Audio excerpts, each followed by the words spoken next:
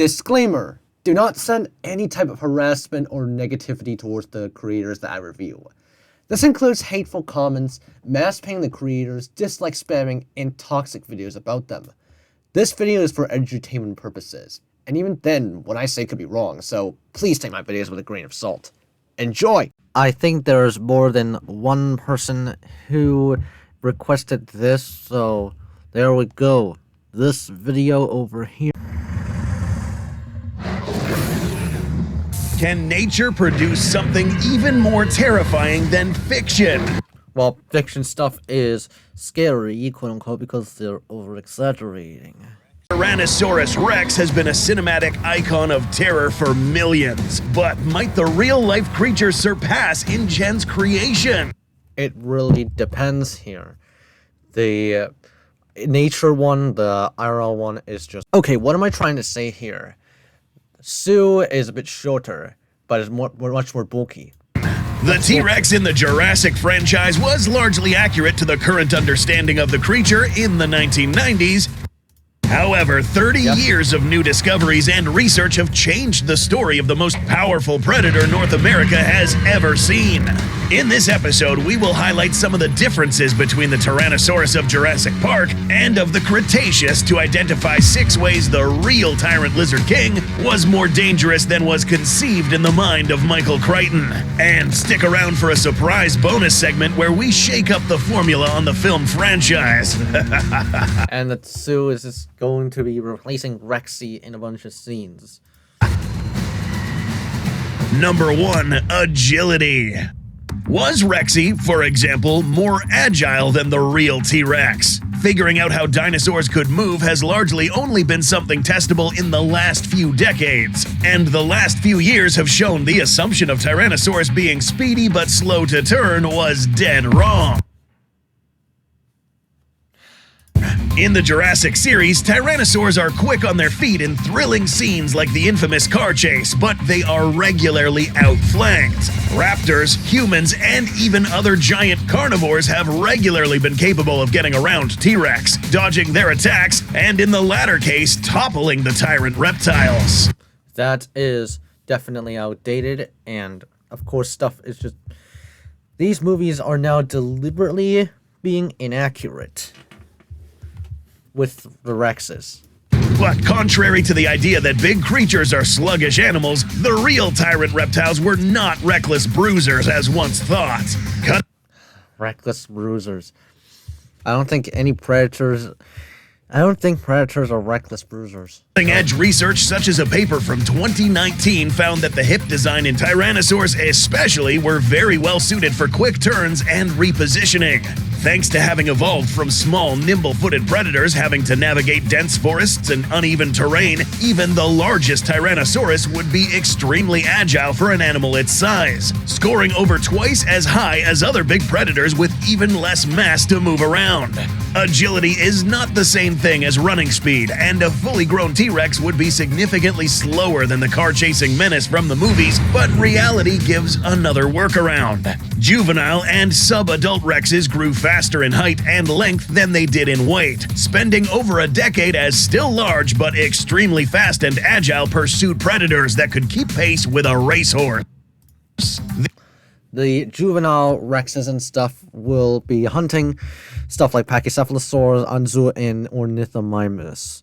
They are extremely agile. These growing tyrants could carve out niches all to themselves, pursuing quicker prey than their parents, and a human would be a near-ideal meal for a growing T-Rex. That part from the end of The Lost World? The baby might have been even more predatory at an opportunity like that. Coincidentally, this kind of behavior fits a portion from the Michael Crichton novel not adapted into the film. The novel featured 2 Tyrannosaurus, an adult and a juvenile. The adult, not for lack of trying, actually doesn't kill anyone in the whole book, whereas the juvenile T-Rex rips a man limb from limb. Rips a man limb from limb. Okay. Is this a little bit of a cruelty here? It's kind of a cruelty thing, unless the guy died before the subadult Rex just rips it limb by limb. Number 2, eyesight. Exactly what is going on with the eyesight of the Tyrannosaurus in the Jurassic Park franchise has been debated for decades, often with contradictory information. Several scenes imply the InGen Rexes are capable of seeing stationary objects as food. Others show it cannot, or at the very least cannot with the help of other senses like smell. So we are instead going to look at the original intention by the makers of the series. In both the original film and the original novel, intention by the makers of the series. In both the original cannot see things that are not moving. In the movie, it is treated as an actual paleontological hypothesis, whereas the book implies it was a side effect of the frog DNA splicing. Oh. In the real world, however, this was never a seriously considered hypothesis, and the last decades have shown a wealth of information that Tyrannosaurus might well have had some of the best vision of any land animal to ever exist. And even when these animals are silent, as long as they are alive, the T-Rex, these predators might just eat them. Modern relatives like crocodiles If and they see them, obviously. birds are sight-based predators, using focused fields of vision to both track prey and gauge their strikes. This means their eyes also have to be attuned to rapid movement and focusing. One adaptation that helps with this is both eyes accustomed to light sensitivity, but also highly developed fovea, small depressions inside the back wall of the eye that sharpen focus. Most animals have it, but in birds and crocodilians, the fovea is very developed to both help them strike at a target in ambush from close distance and track the movement of a target from afar. Okay, now I'm going to have to try and pause this because I don't want to become the XQC of the paleontology community. And I really don't want to. Let's try and review it again. Often with contradictory information. Several scenes imply the InGen Rexes are capable of seeing stationary objects as food. Others show it cannot, or at the very least cannot without the help of other senses like smell. This is a very mainstreamy depiction of predators where they can't really sense anything that isn't moving. So, we are instead going to look at the original and track the movement of a target from afar. It's likely Tyrannosaurus had the same adaptation. A 2006 study followed up on in 2011 indicated Tyrannosaurus had a visual acuity comparable, if not surpassing, eagles, with a binocular range of depth perception over 55 degrees. This granted T-Rex the ability to both focus in on close-up objects and see nearly over 3 times further than a human can. While designing the Tyrannosaurus for the films, the eyes were kept partially facing forwards, but not to the same degree, and with the snout being broadened compared to the real-life animal. Okay. This might explain some of the problems with the vision, as it would give the InGen animals less binocular vision and potentially a blind spot due to the thick snout. It is deliberate. It may be deliberate to get those animatronics to how do I word it? Just not see. I can't even word it properly. You know what? I give up. A real Tyrannosaurus could certainly see you when you were moving, and more likely than not would see you long before you saw them, morning, noon, or night. Number 3, size. Okay, so I want to give an analysis on Dominus 2.0. It's going to have weakened binocular vision thanks to the short-tailed shrew and as well as the actual Jurassic Park T-Rex being incorporated into the Indom 2.0, making the Indom 2.0 not as refined as it should be. Size does matter, and you would think that the filmmakers who created oversized Stegosaurus, Allosaurus, and Raptors for the film would have done the same with the T-Rex. Whilst the adult Tyrannosaurus in the films do vary in size, they generally are longer and taller than most recorded specimens, especially if we go off individuals like Big Edie and Rexy by the end of her tenure. However, if viewed from the front and checking the weight, one disparity becomes very obvious. Sue is much bulkier. The accurate Rex is much bulkier than the Jurassic Park Rex. Disparity becomes very obvious. InGen cooked up a bunch of lightweights. For the original film and all subsequent incarnations, the filmmakers modeled their T-Rexes after the most famous specimen at the American Natural History Museum. In the 1980s, this was the standard T-Rex for media and one of the largest, well-studied specimens at the time. The first trilogy's T-Rex being about 37 to 40 feet long and 6 to 7 tons was very close to accurate for the time. Since then, however, more material and more studies of even larger specimens like Sue and Scotty have shown that an adult T-Rex had the potential to become substantially more massive. Sue is definitely a much more above average weight specimen. Mass. New techniques like volumetric modeling, which can more accurately account for mass of things like soft tissue, have demonstrated some of the larger known Tyrannosaurus had the potential to nearly double some of the initial weights given early on in the franchise.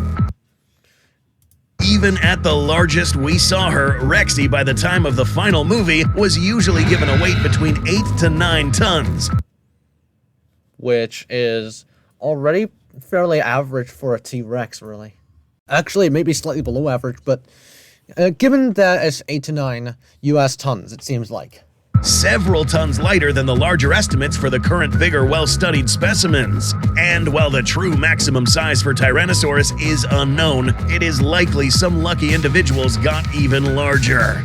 More mass would equate to superior durability and muscle force, meaning a real-life Tyrannosaurus would be substantially harder to topple or wrestle down in a confrontation against a rival of similar size, something the film Tyrannosaurs have a hard time with.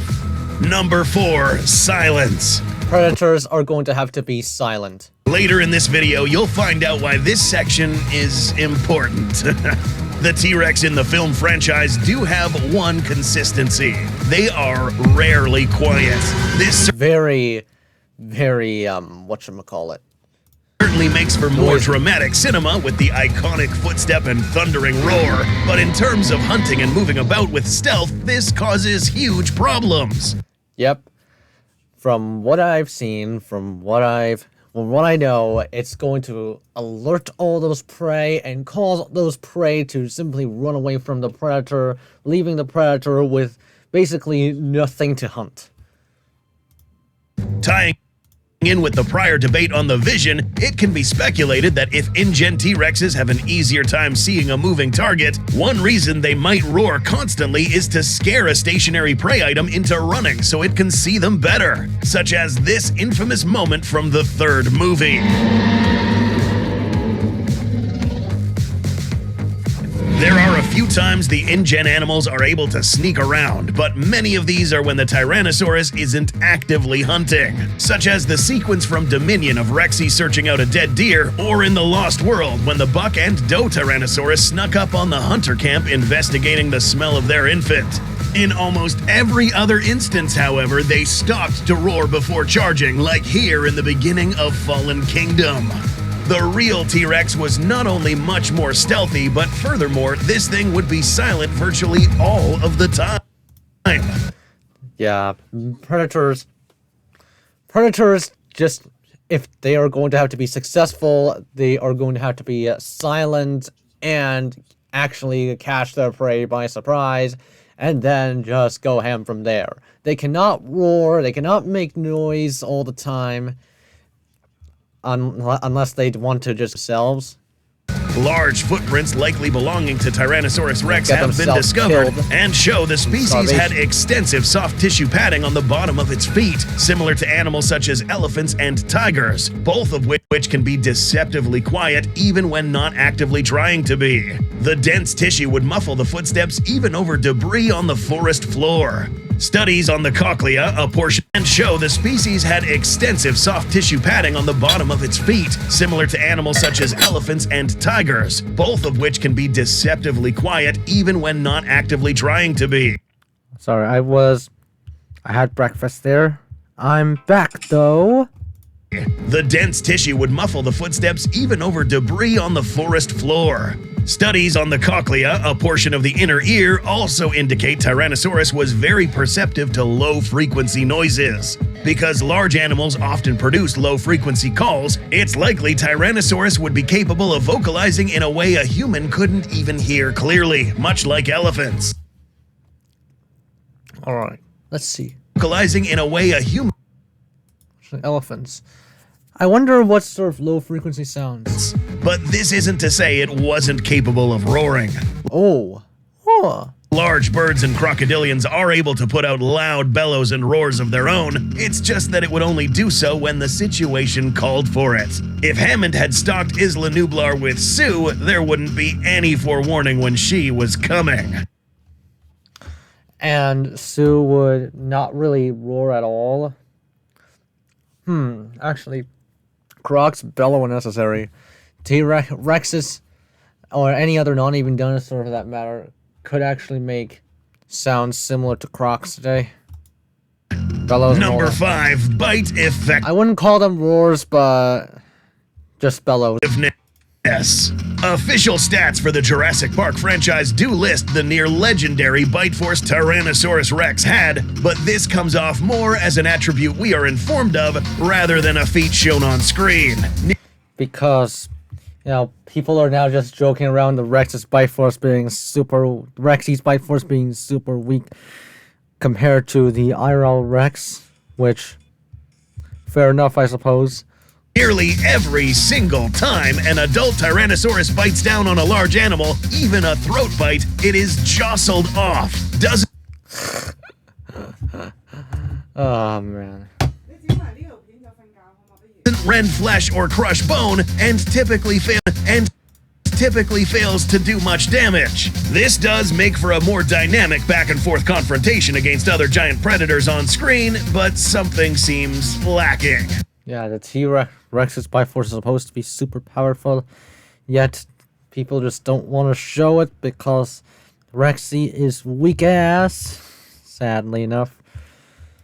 It just so happens a design choice for the Tyrannosaurus's film appearance might actually explain this. Dr. Robert Baker, one of the paleontologists who was consulted by ILM when designing the Tyrannosaurus for her big screen debut, noted that the designers did make use of most references he and his colleagues provided to make the T-Rex for the film as accurate to understanding at the time as possible, with one big exception.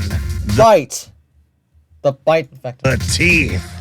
Tyrannosaurus has very distinctive teeth amongst its own family, serrated, slightly recurved, and thick as railroad spikes. These were optimally built for transferring immense bite forces into a target. And also used to biting and then crunch and tear apart. Even if the Tyrannosaurus was forced to pull away, if it bit crunching and thrashing the whole teeth thing down on the limb or neck of a target, it would almost assuredly split bone and rend flesh before they could free themselves. Thinner teeth would not transfer these forces as efficiently, nor be able to secure as good of a hold. Not a problem for large carnosaurs like Giganotosaurus, which had a respectable bite force of their own, and teeth more optimized for shredding softer tissues. T-Rex's bites crunch or tearing, not biting, crunch, and tear, and Giganotosaurus is more like searing, and not really searing, just sharp teeth used to pierce through flesh. T-Rex is a different issue though, but because thinner, more knife-like teeth were thought to look scarier on screen. Oh man, the T-Rex, that means the T-Rex can't really apply its own bite force. This is just incredibly sad, man. Very, very sad for the Rex, for our boy Rex over here, our girl, sorry.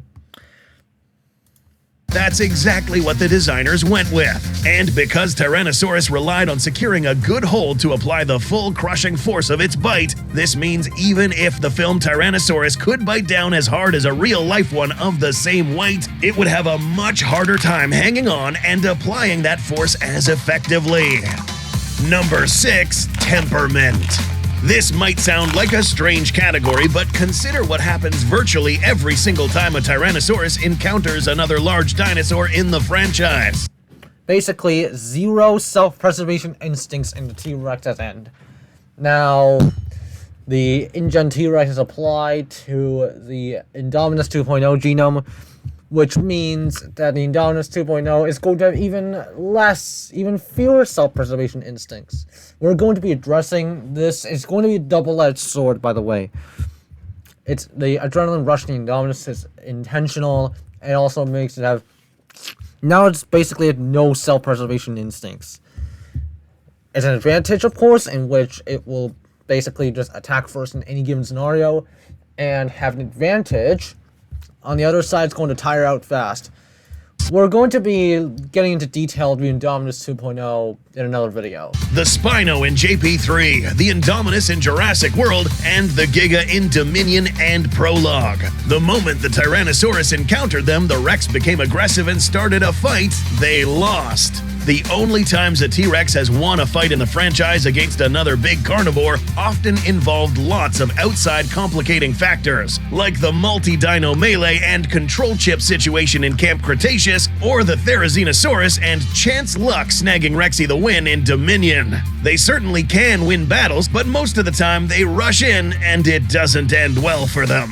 This aggression towards other large animals also appears to be nearly exclusive to Tyrannosaurus. I put it in an exceptionally large amount of stores. The Indominus 2.0 is going to be extremely aggressive, I know. It'll probably land the first bite, but I think this is what we want here. We just want the Indominus 2.0 to tire itself. And then our Monosaurus's weight advantage could have a much better effect here. Dino Tracker website and other media found around the time of Dominion even lists Tyrannosaurus as extremely aggressive, much more so than other large carnivores like Giganotosaurus. The moment they see a potential rival, they rush in and start attacking, managing to land a few hits before getting overpowered. The real Tyrannosaurus absolutely did fight other dinosaurs, including a menagerie of formidable herbivores and its own kind. Mosasaurus, Triceratops, and Carnosaurus and other T-Rexes. A T-Rex literally has to evolve a gigantic bite force to overcome the Monosaurus' size and kicking power. The Ankylosaurus as well, it's going to have to crush its head. The Triceratops as well, it's going to have to go through its horns. The most notable set of evidence supporting this is the following. Healed wounds on the face and body of multiple Tyrannosaurus specimens show clear signs of battle scars earned fighting the most dangerous predator in their time. However, even if Tyrannosaurus was territorial towards outsiders, many of these wounds show signs of healing, a testament not only to the resilience of this apex predator, but also indicators that the fights were not necessarily reckless death brawls. Well, the case for Indominus 2.0. So we're gonna need Indominus 2.0 to just keep on being aggressive. The loser knew when to back off, and the winner knew not to be heedless. When you consider how many dangerous herbivores they would have to go up against the next time they got hungry and had to hunt, it makes sense to be careful and not rack up unnecessary wounds. With this kind of competition, by the time a Tyrannosaurus reached adulthood, they would have accumulated a wealth of experience telling them when to be careful and when to be aggressive. Fatalities certainly did happen from time to time, but this, coupled with Tyrannosaurus having intelligence at least on par with many modern predators, indicates they were capable of knowing when to pick their fights. Consider that a real-life Tyrannosaurus took at least 2 decades to reach adult sizes, whereas the InGen versions had accelerated growth rates, putting them at near adult size within a fraction of that time. Development and experience would be 2 completely different ballgames. Strategy, experience, and a moderated aggression are all things that nature's design cultivated better than InGen's. Bonus section. Now that we've covered some of the differences, let's consider some of the major changes that would have happened in the film franchise if we replaced a fraction of that. The InGen versions had accelerated growth rates, putting them at near adult size within a fraction of that time. Okay, alright. Their design is also slightly different over here.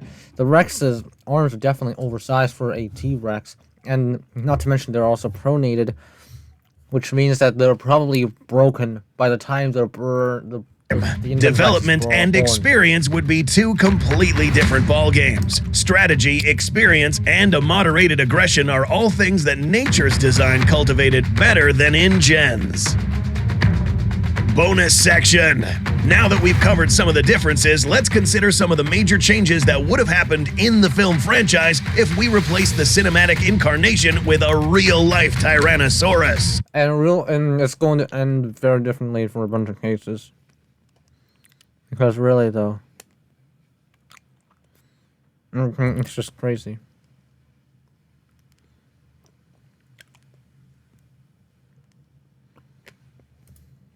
Because they are one of the best studied and complete specimens known, we will be using the Sioux specimen, giving us a T-Rex who is roughly 40 feet long, 12.5 feet tall at the hips, and potentially breaking the scales at more than 10.5 tons. 1. The car chase. One would think a slower Tyrannosaurus would make this seem safer. Unfortunately, not so much. Because the T-Rex is much more silent, and it's not going to make as much noise, and it's not going to be noticed as much. With no booming footfalls to wake up Dr. Malcolm, he would have a much harder time noticing Sue returning and wouldn't be calling out to the others. The Tyrannosaurus, curious and hungry, would sneak back to the paddock area and have a nice meal. Dr. Malcolm is grabbed and pulverized by the time the car even gets started up. And if Sue is still hungry, Dr. Sattler and Muldoon might find themselves in a dire situation. So, in the alternate Jurassic Park now, Ian Malcolm will be just a minor character who is only known for being the victim of a hungry, curious, accurate T-Rex.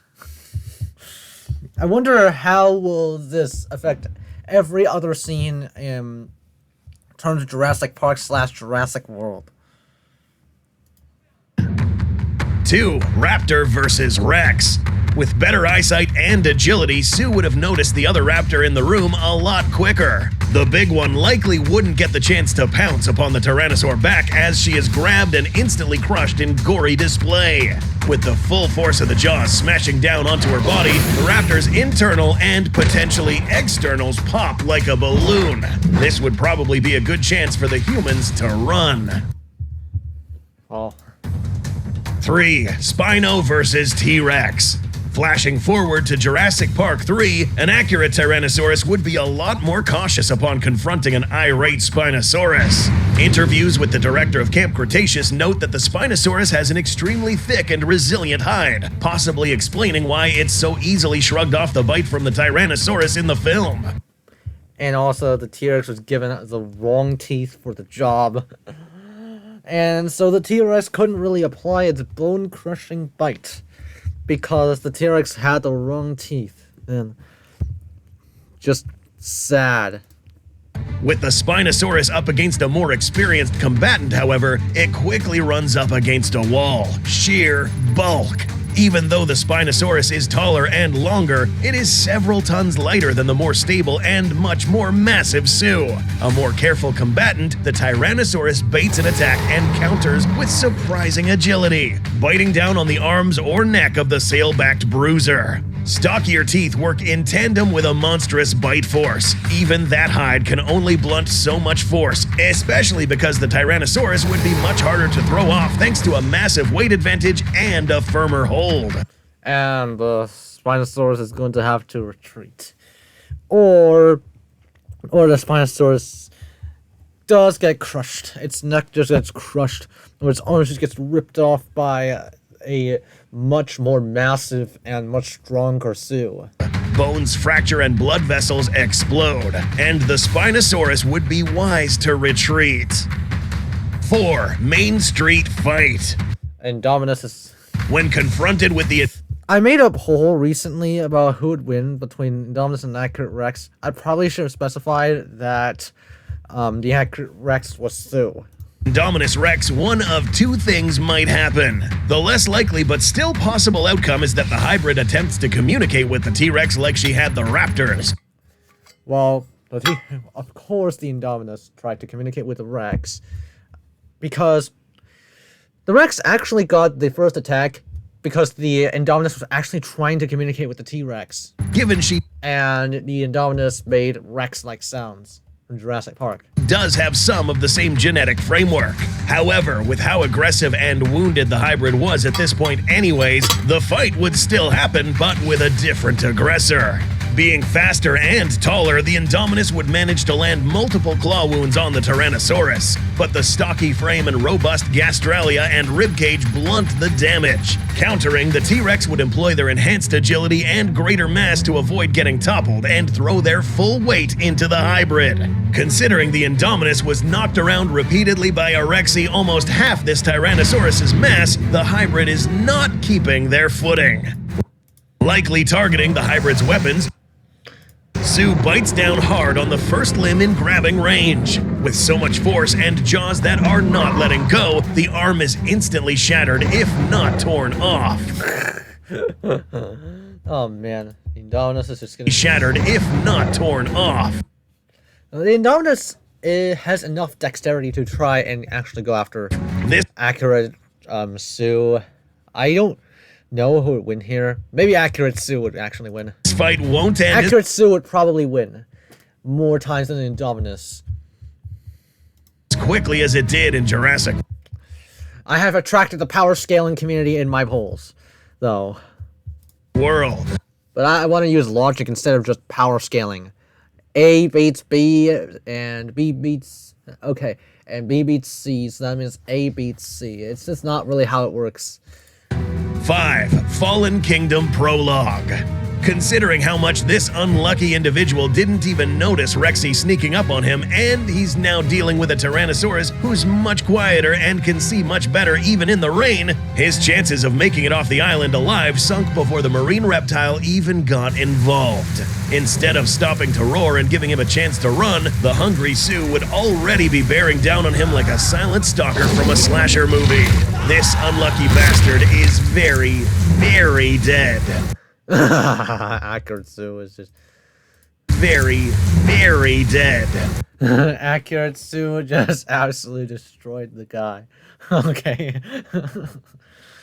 But be careful about the plastic though, because it cannot digest plastic. Sue cannot digest plastic, and plastic could very well just kill Sue in the same... Too much plastic could just kill Sue in the same way as where plastic kills turtles and all of that. Sure movie. This unlucky bastard is very, very dead. This unlucky bastard is very, very dead. Dead. 6. Giga versus T-Rex. Moving ahead to the final confrontations, the first interaction between the two we see on screen in the Biosyn Sanctuary might not even escalate to a full-on fight. Considering that the Giga was much less aggressive than the InGen T-Rex, the confrontation might change into just a brief struggle and the two mutually deciding to avoid each other. If the second battle at the courtyard does still happen, the odds might be quite different, and the Giga would have a much messier battle on its hands. And also because Rexy is just way too old and has too much plot armor. Rexy is super weak, but still manages to survive because of plot armor. The Carnosaur would be longer and taller for better reach, but would have substantially less stability, much less agility, and now the weight advantage would be reversed. Depending on which of the official stats are used, a large real-life Tyrannosaurus might be several tons heavier than the Biosyn Apex Predator. A brawl between the two that escalated would be an awesome sight to see, but one critical difference might swing the odds. In the battle against Rexy, the Giga often leveraged its greater weight and mass to swing her around once the Tyrannosaurus failed to grab on and counter. Against a much more stable, more agile, and much heavier Sue, this wouldn't work. Oh, by the way, Sue is shorter than Rexy, and so the Giga might be able to, the Giga might be able to reach its neck. But Sue is built very robustly, and Sue is going to be blunting a whole lot of damage. Sue got the same moment Rexy did when she managed to bite down on the Giga's face. The more robust teeth and stockier frame of the real Tyrannosaurus would have inflicted a messy wound and likely resulted in the Giga instead getting thrown around. The Carnosaur knows what's good for it. It will run. Fatal or not, the true king of the tyrant reptiles would reign over the valley. Next Goji Center video is going to be Rexy v Sue. And who would win in a fight between Rexy and Sue? And that's pretty much it. That's pretty much it for this Goji Center video. Thank you guys for watching. Hope you enjoyed it. I'll see you on